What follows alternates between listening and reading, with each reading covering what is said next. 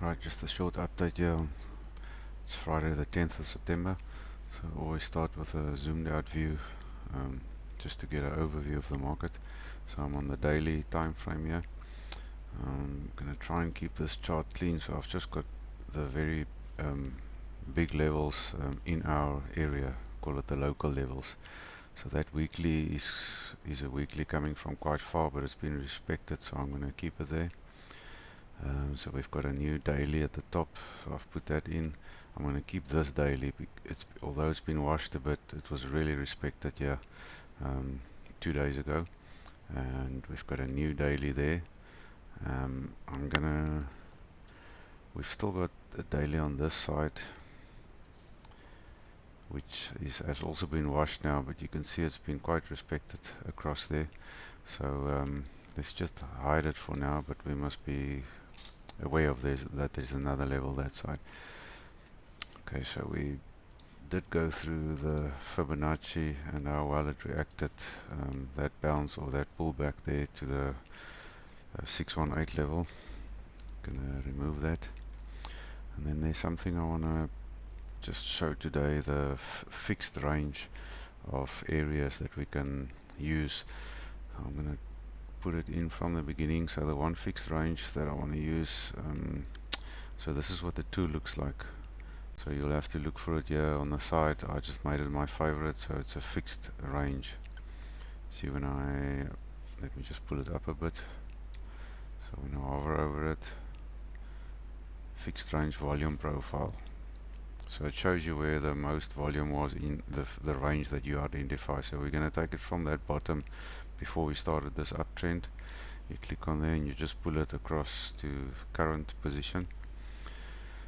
I'm going to right click on there to show you my settings, because the settings are quite important. So that's the row size, you must change to 148. Some people use 124, you must use 148. I think the standard TradingView row size is 60 or something, but it gives you a different reading.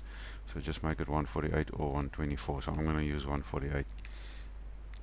So that red line gives you the point of control. You'll see the highlighted areas where is the value area. It's not the total area of that range, but that's where most of the transactions occurred. And then you'll see that little line there is the longest one, and that's the point of control. So that's quite an important level, so let's mark that level. And then we'll give it a name. You know what, let's change the color first. Yeah, and then we can give it a name. We'll say that was the point of control, so we'll just say that is a volume point of control. Okay, and then what we can also do is I'm just going to use the same line and pull it up, and then we want to, so that's the value area high, call it the value area high of that range.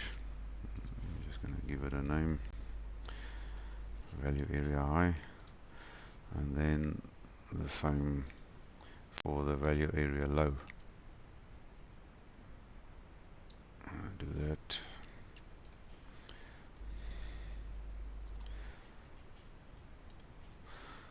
So that gives us some levels to look at, and then there's another level that I want to look at.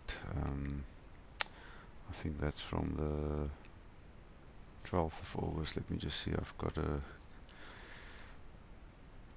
another fixed range in here. Okay, there it is. So I'm not gonna. I've just already selected it, so it's from the 12th of August. So there was quite a dip there. So if we maybe go on the 4-hour.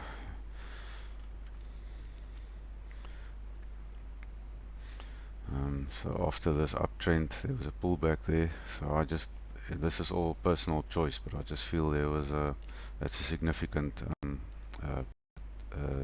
point to start your zone. Okay, so you'll see there's a different point of control. So I'm just going to mark that point of control instead of the value areas as well, although you can do that as well to play around. I just want to basically show you this today so that you can go and do that on your own. My magnet is on. Get that off. Let me just it another point of control. So let's just call this one the 12th of August. So if there's too many lines on your chart, then later on you don't know which ones are which. Okay, so we can hide the fixed range. Maybe hide that one as well, and then we go in here. Let's go into the lower time zone. So let's just take a 15-minute to zoom into today, where we are this morning. Just wanted to show you this. So look how when you go into like an intraday, then you can see how these levels play out. Look how this daily has been respected, came down, retested the daily. This was yesterday. It was quite a serious pullback. I was watching that and this one as well. If you go down on the 5 minutes, then there's quite a lot of action. I was watching this one, and that was a very nice move up to the top again. That's about 1.5%. But anyway, so I just wanted to show these levels, and it's quite, I wouldn't say it's easy, but it's very interesting. It gives you something to look at during the day. So look at that point of control, moved through slightly, but it's been respected, and it rejected it. It acted as resistance. So if we go up again, then we can maybe expect, when we move up like this, go through and it retest that level, and then it becomes support, and then that might be the new support instead of resistance. Like this line, the volume point of control down here of the other, the bigger range, it's been support. So there we broke through, but then the daily supported us, retested, boom, up it goes. Now it came down this morning, just now again, retested, and it moved up. So just some interesting levels to look at. And then the last thing I want to show is, we've obviously, since this big dump we came down, we discussed that the other day. I want to just find, there's quite a nice line forming at the top there, and at the bottom, so you can probably pull it there, and we had a bit of a deflection off there and bit through there. So what I do is I actually identify this range, and then I'll wait for areas like that and like that, and there I will take a position. Then there's a few other things I will look at, but you can't just open a position and expect the top. So you can see if you opened a position here, came down, and you were right back to square one. So you have to, like that daily level would have been, you see it is resistance there. So maybe your first take profit there, and maybe that point of control, you see that's also a bit of resistance. See how really it plays out when you use these levels. So just level to level, not complicated indicators or signals or predictions, just level to level. Look how that plays out. Such beautiful levels. Okay, I want to keep this short. So that's it for today. It gives you something to look at and to expect. And then obviously keep using the Fibonacci's. That also gives you a really good, just quickly draw a Fibonacci here from this move yesterday. Up to there. Pull that across. And there you are, a bit of a deviation there, but there you are, look at that, resistance, and it forms a bit of confluence with that point of control there.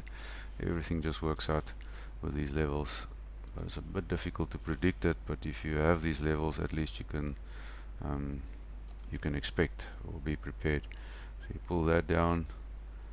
From that move down there, once again, there you have the top resistance. A little bit of a deviation, a retest, then you know it's coming down. Always like that when it retests. Well, always, never always, but mostly retest. If it retests, then you know that's a bearish sign, it's coming down.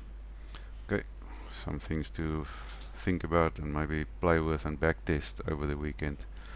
I will always, when I figure these things out, I go back into the chart, into the history, and I start playing and see where it played out in the past. And then it's like real life, a practical experience or practice.